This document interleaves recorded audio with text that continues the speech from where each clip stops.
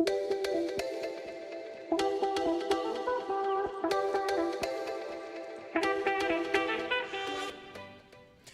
and welcome to Take 6. I'm streaming executive producer Thomas Mates, filling in for Julie Broughton. She is out on assignment right now, but she will be back for News 6 at 4 with your forecast. We've got a lot going on today here on Take 6. We're going to be taking a look at your heating and energy bills, how you can improve those by fixing or installing some weather stripping around your doors and windows. News 6 anchor Eric Von Aken will have more on that. We're also going to take a look at some safety improvements that are in the works for Michigan Avenue in Osceola County. That is a problem stretch of road that has been covered by us for many years for the dangers it can pose for pedestrians, people trying to cross the street, waiting for the bus, etc. We'll have that with News 6 reporter Stephanie Rodriguez coming up in a few minutes. And of course, we'll have your forecast as well. It remains very dry, and Lake County has just put a burn ban into effect because of those dry conditions. It's a real concern for brush fires all across Central Florida. So we'll have all of that coming up in just a few minutes. But before we get to all of that, we want to take a look at a News 6 investigation that is actually started in Miami-Dade County and South Florida, where a new law in the state allows cameras on school buses to allow police to ticket people who violate the stop signs on those school buses. But there's been some real issues with the rollout, and it's starting to affect people all across the state, not just in Miami-Dade, including right here in Central Florida. For more on that, we are now joined by News 6 investigator Mike DeForest. Mike, how are you doing today? Hey, what's going on? Not much. I appreciate you coming on, and I got a chance to watch your story a little bit earlier. It's very interesting, and I know this is a huge problem down in South Florida, but it's starting to touch other areas of the state. Fill us in on exactly what happened. Well, as you started to explain, yeah, it's a relatively new state law, a little less than 2 years, that allows cameras that are mounted on school buses. Law enforcement can use video from those cameras to issue you a traffic citation. Now, the whole purpose of this law is to protect kids. It is a big problem that cars continually speed past stop school buses where you've got parents and children walking in front of those buses. And so you can't have an officer, a police officer, at every school bus. And so one idea that the legislature had was, let's put cameras on buses and then allow those cameras, then the video from those cameras, to be used to issue citations. And the hope of doing this was to deter people from illegally passing these stop school buses and ultimately protect the lives of students and others who are walking around these buses. But one of the very first areas to really start doing this was Miami-Dade County. And a couple weeks ago, I got a call from a man who lives here in Central Florida in Volusia County, who says he got one of these school bus violations in Miami. Problem was, he says he hasn't been there in decades. This video, captured by cameras mounted on a school bus, shows someone on a scooter illegally passing the bus, which was stopped on a street in Miami Beach. Later, this violation notice was sent to a man who lives in Volusia County, who insists that's not him. On sunny days, Ray Shover loves cruising around on his motorcycle. It's just nice. I mean, Florida's a great place to ride. Shover says he rarely takes long road trips. That's why he was so surprised to get this violation notice in the mail saying his bike illegally passed a school bus. It happened more than 250 miles away from his Volusia County home in Miami Beach. I ain't never been to Miami in my life. Well, I can't say that. I have got lost one time going to the Keys and went through. But that was over 20 years ago. Here's video from the school bus cameras. The bus stops, a group of kids and adults walk in front of it, then seconds later, a bike zooms by. Now take a closer look. The violator appears to be on a scooter, not Shover's much larger motorcycle. You can look at the blinkers on the back. It's a different setup. The person riding the bike appears to be wearing a business suit. I don't think I own one. You don't own a suit? I don't think so. According to the violation notice, the license plate on this scooter is registered to Shover. This is a photo of that license plate captured by the school bus camera. Can you make out the tag number? We can't, and neither can Shover. I couldn't read it. It was so blurry. Them letters could be anything, really. Under a recent Florida law, cameras mounted on school buses can be used to ticket violators. But first, law enforcement must review the video. In this case, Sergeant Giovanni Paveda with the Miami-Dade Sheriff's Office certified that the scooter illegally passed a school bus and that this license plate is registered to Shover. The fine amount, $225. I was flustered, especially when I seen how much the ticket was. Shover should be able to contest his traffic ticket in court, but first he must cut off this corner of the violation notice and mail in this tiny piece of paper. Then Shover will have to wait for a court hearing to be scheduled. He could be waiting a while. According to a recent report in the Miami Herald, there are plenty of bogus violations the deputies are not weeding out, and getting a hearing has so far been impossible. Similar complaints prompted this class action lawsuit against the camera vendor, the school district, and Miami-Dade County. And that's quite a drive. I'm going to have to take a day off of work. Shover hopes he'll eventually get a virtual court hearing online so he doesn't have to travel to Miami to dispute the ticket. I might have to buy a suit, you know. Complaints about bus camera violations have prompted the sheriff in Miami-Dade County to review the program and suspend the enforcement of certain traffic violations. When I asked the Miami-Dade sheriff about Shover's violation, the agency said it would take another look at this. Mike DeForest, Getting Results, News 6.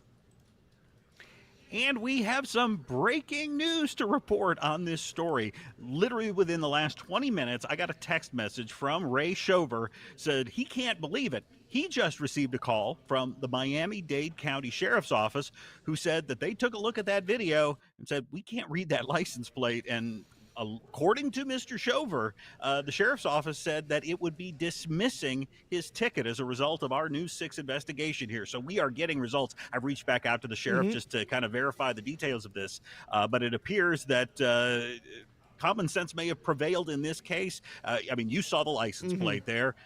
We can't read it. Shover couldn't read it. I imagine most people can't. And it appears that, according to this conversation I just had with the man there in the motorcycle, it looks like the sheriff's office is going to be cutting a break on this one. That is some good news. I mean, looking at that license plate photo, it's kind of like one of those captchas you can't quite make out online when you have to prove you're not a robot. You know, I certainly couldn't make it out from that blurry photo. I mean, additionally, as he pointed out, obviously, you know, they're not the same vehicle. Like that Indian motorcycle is huge. That scooter, whatever it is significantly smaller and a completely different shape. I suppose there is some argument that they could have swapped license plates or something to that effect. Yeah, at the end of the day, you are identified, whether it's these bus cameras, which are relatively new, or red light cameras, which have been around for a while. It's who that license plate is registered to. You're looking at your screen there, and so, yes, somebody could, in theory, swap license plates. They're looking for the registered owner of that plate, which in this case traces back to Mr. Shover's motorcycle. The license plate number, I don't want to read it on the screen. As we mentioned there, the Miami Herald, just coincidentally, at the same time Mr. Shover was reaching out to News 6 trying to get results, the Miami Herald published a series of stories that they're having all sorts of concerns down in the Miami area, not just about situations like this where people are getting ticketed for plates that are difficult to read when they look at the violation, but several other issues that's prompted the sheriff there to pause and at least look into this program a little further and pause certain violations from being processed. Yeah, I mean, it certainly sounds like Miami-Dade's going to be the test case for this, but are we seeing this in use around Central Florida at all? I mean, it was a statewide law. Well, that is something I wanted to look at, and I think it's fair to say that most school districts here in Central Florida do have cameras on their buses, whether they're specifically mounted on that stop arm or just within the bus or around the outside, and they can see passing vehicles. The big question is whether the school districts are using footage from those cameras to try to, in essence, allow law enforcement to issue traffic citations for people who illegally pass those school buses. And what I found is most Central Florida school districts are not doing that right now. I can tell you, though, Polk County recently started working with a different vendor than the one used in Miami-Dade County to begin. What this third-party vendor does is they're able to electronically go through all of those videos, identify the vendors, and basically put together identify the violator, and then put together a package for law enforcement, where then that law enforcement officer can quickly look through and confirm that A, a violation took place, and that B, the violator was the person whose plate was registered with the state. Polk County is doing that with a different vendor. I've talked to Brevard County Schools. They said they are about to announce that they are going to be working with with the vendor who provides the cameras down in Miami-Dade County. I think Osceola County is looking for some vendors to install cameras, but they want to do the reviews in-house and not farm that out to a third party. And again, all the other school districts that I was able to talk to here in Central Florida are not currently enforcing violations that they may capture on their own bus cameras. Yeah, and it is worth mentioning that this is a real problem. People passing by buses when students are unloading from them and trying to cross the street.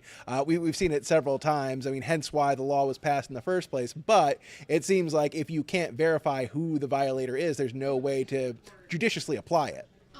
Well, and it sounds like because it is so new, it appears that they're working out some of the kinks. One of the, according to the Miami Herald, and they were the ones who did the research on this. I want to be clear, not News 6, but the Miami Herald found that people were having difficulty getting court hearings. You have every right to challenge these, just as we currently do now with those red light cameras here in Central Florida. But you got to be able to get in front of a judge, and it sounded like one of the early hiccups they were dealing with was the process of people getting these violations, cutting off that little corner notice to challenge it, and then ultimately making its way to a courtroom where a court hearing would be held. As you heard Mr. Shover, he expressed concern about having to drive down to Miami. It's very possible he would have gotten an online virtual court hearing, so we would not have had to make that trip. But nonetheless, you got to get that court hearing scheduled just to put this behind you. And if you're someone like him who insists, hey, that's not me, that's a little bit of a hassle to have to deal with that if you're innocent of this. Of course, lots of other people will say I'm innocent until they're actually shown the video, and they're like, "Yeah, I'm going to go ahead and write that check and pay it." So, of course, and you're to your point, you have to physically cut it out, rely on snail mail, and then wait for that hearing that may or may not come at this point. So, I'm sure it was a very vexing experience, but I'm glad we were able to get results for him, and I know we were going to verify that, but it seems like things worked out for the best for him. All these other people down in Miami-Dade, maybe not so much, at least not yet. Well, and I can only assume as this program expands across the state and other school districts, including those here in Central Florida, either adopt this ability to issue these citations or at least consider it, that they will be looking at some of the growing pains that perhaps Miami-Dade County has had as they've tried to roll this out.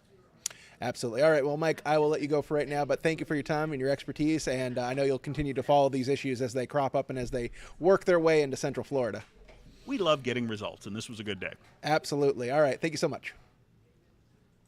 All right, and speaking of getting results, if you want to reach out to News 6, just head to clickorlando.com.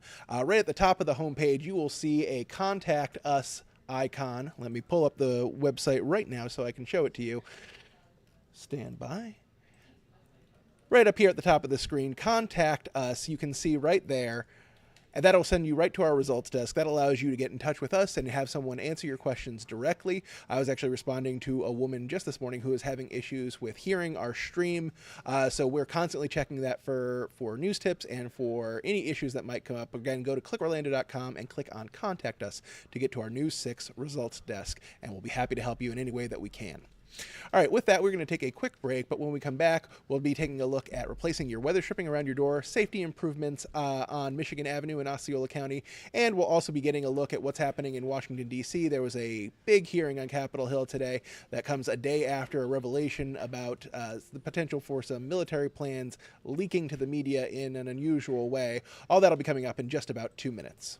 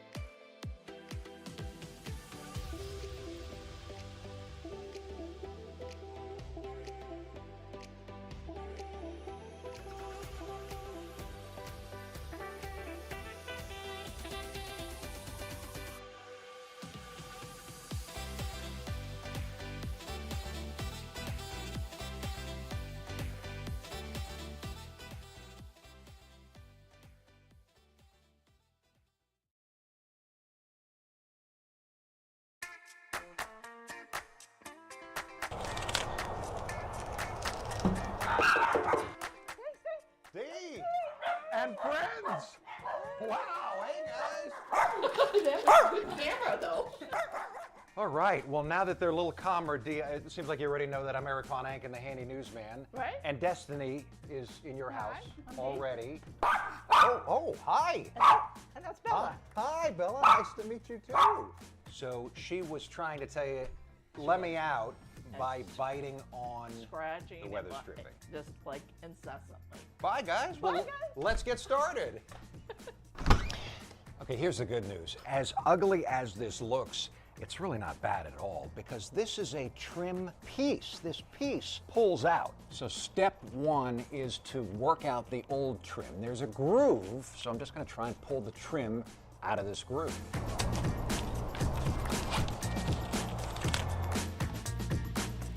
That wasn't bad at all. Okay, step two now is Destiny's favorite. Go shopping! Woo! Yes! Apparently Dee's favorite too. Yeah, well, when you do go shopping, here's your house hack for you. Make sure to take your old piece with you, thank you, Dee, so this way the new piece matches up with the old one exactly. It'll be a perfect fit. But before I put the new trim in, you can see the door frame has some pretty deep scratch marks. So I'm gonna use a sanding block and try and sand this smooth.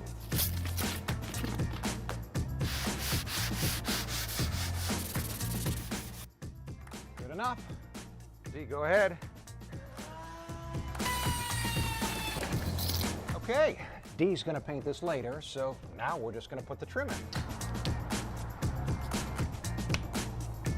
When I get to the bottom, it's gonna show me exactly where I can clip off the extra. That's it. Gonna go get Dee? Well, Dee, how'd we do? Good. She says, I don't care. I just want to go outside. But River's trained to never do that again, right? Watch. We got results at home, Dee? We did.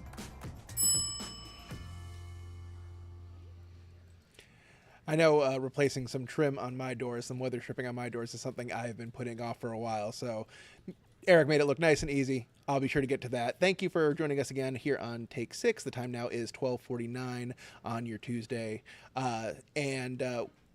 Today if you were watching earlier today at 10 o'clock on Trooper Steve on Patrol, you saw that he was talking about some planned safety improvements that are coming to Michigan Avenue in Osceola County. Now that is a stretch of road that we have reported on for many years.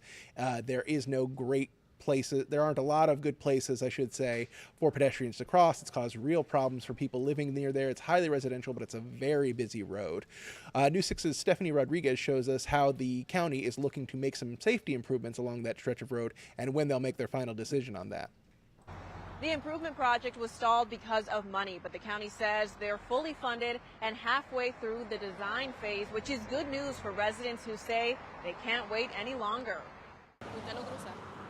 No, yo no lo cruzo. Some people who live along Michigan Avenue don't even bother trying to cross it, while others say they have to, even if it scares them. It's unbelievable. It's dangerous. You can hardly cross. I mean, you're risking your life. Every time you try to cross the street, you're risking your life. People have been killed. Speeding cars, numerous bus stops, and a lack of crosswalks for most of the street make it a dicey area for pedestrians. They don't care. If they see you crossing the street, instead of slowing down, putting the brakes down, they'll accelerate and try to hit you. While people are fed up, the county says change is coming. Today, they'll share their plans to revamp it. According to the county, they're set to install pedestrian hybrid beacons, crosswalks, pedestrian signals, and much more. How necessary is a crosswalk? Super necessary. Even with these upgrades, some still worry that drivers won't slow down. We have a friend. He got hit yesterday. Oh, yeah. He did? Kennedy. Yeah, he got hit. Wow, and he was just crossing. He was crossing. He has his right of way for him to cross the street. These cars don't care. Construction is slated to begin in March 2026. Residents are encouraged to attend tonight's meeting happening at 5:30 at the Kissimmee Civic Center. They're also encouraged to share their input. The county says they'll take that into account as they continue with the design process. Reporting in Osceola County, Stephanie Rodriguez, getting results, News 6. Now, as I mentioned before, Trooper Steve was out on that stretch of road earlier today, taking us on a tour of those problem spots that they're looking to make improvements on, and explaining his experience from over the years of being a trooper and seeing the various crashes and the number of citations he's had to put out on that road.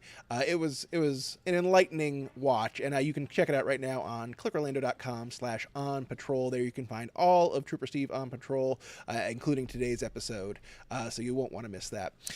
There was a big hearing today on Capitol Hill. The Senate Intelligence Committee met, questioning members of the Trump administration. This comes just one day after it was revealed that discussions for the bombings on the Houthis in Yemen was discussed in a Signal chat, which is not a government-approved app for such conversations. But beyond that, the conversations were included on those conversations was an editor for The Atlantic. That's raised some real questions about safety and intelligence in the United States. CBS's Natalie Brand has more on that story. I think this is one more example of the kind of sloppy, careless, incompetent behavior, particularly towards classified information. As lawmakers grilled top national security officials at an annual hearing on threats facing the U.S., many are questioning why high-level Trump administration officials were reportedly discussing plans to attack Houthi targets in Yemen over the encrypted but not government-approved messaging app Signal. Obviously not a good thing. Again, it'll be up to the president, seeing how he wants to handle it. I'm sure it's a mistake that's been corrected right now. Could have had airplanes shot down. I mean, right now we might be talking about possibility of POWs in Yemen. The Atlantic editor-in-chief, Jeffrey Goldberg, says he was accidentally invited to the group chat by National Security Advisor Mike Waltz. I inadvertently discovered a massive security breach in the way the national security establishment conducts its business. Goldberg says the messages included information about weapons packages, targets, and timing of the March 15th strike shortly before it took place. The White House press secretary said this morning no war plans were discussed and no classified material was sent to the thread. This was a breach. H.R. McMaster served as national security advisor under the first Trump administration. What happened here is they traded off security for convenience. You just can't do that. The White House press secretary also says the president continues to have confidence in his national security team, including National Security Advisor Mike Waltz. Natalie Brandt, CBS News, the White House. Now, it is worth mentioning that Mike Waltz was a representative from Florida, Florida's 6th district. And in fact, right now, a special election is getting underway to name his replacement. News 6 reporter Laverne McGee is following that today. She has a look at the race and, the sentiment of voters going into that election now and who could replace Mike Waltz. That'll be coming up later today, starting on News 6 at 4. Before we let you go today, we're going to get a quick check on the weather. It remains very dry, although we did see a little bit of rain yesterday. We could see a little bit of rain today, but not nearly enough to make up for the lack of rain that we've been getting. Chief Meteorologist Candace Campos has more on that. I'm News 6 Chief Meteorologist Candace Campos. Thank you for heading on to clickorlando.com and our Pinpoint Weather app. We had a couple scattered showers, even a few thunderstorms.